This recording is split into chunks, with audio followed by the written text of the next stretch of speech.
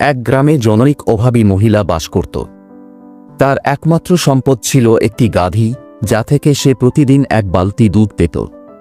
সেই দুধ বাজারে বিক্রি করে যা পেত তা দিয়ে সে নিজের ও পরিবারের খরচ চালাত। এক সন্ধ্যায় সে দুধ নিয়ে বাজারে যাচ্ছিল। পথে এক দরিদ্র ফকির তার কাছে এক গ্লাস দুধ চাইলেন। মহিলা দ্বিধাগ্রস্ত হলেন, কারণ এই দুধ বিক্রি করেই তার দিনের খাবার জুটবে।